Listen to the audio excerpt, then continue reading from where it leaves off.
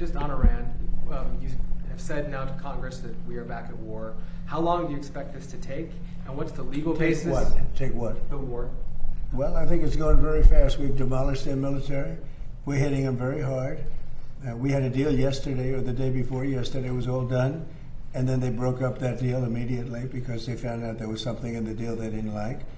And they're wired differently, and we're not going to put up with it. We are just going forward. We're attacking them tonight. We're taking out all of their capability for anything having to do with the Strait, with the Hormuz Strait. And I think in the end, we will end up just controlling the whole thing. And what they're doing is being very foolish, very stupid, and they've treated people horribly. They've killed 52,000 protesters so far that we can determine. It might be more than that, but 52,000 protesters have been killed, and it's really a terrible situation. But we'll have it under control very quickly. Yeah. You mentioned that Iran has agreed to a deal and then walked away from it.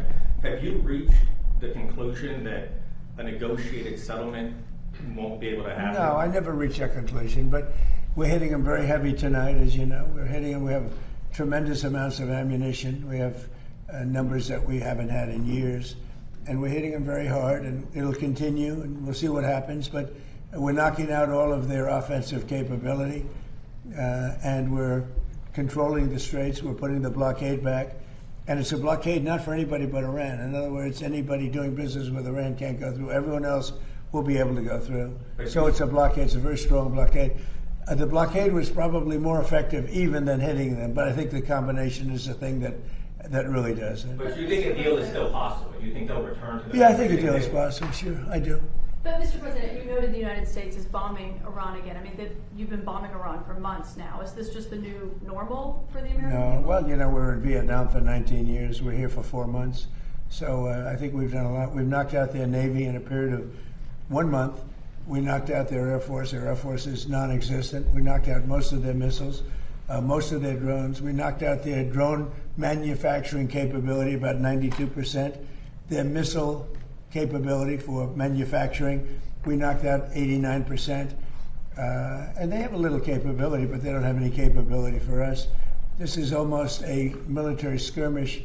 Now, with all of that being said, you have to get people that want to make something. We had a deal with them 2 days ago, and then they said, oh, we can't make that deal. We have to negotiate it further. And this is what they've done for 47 years.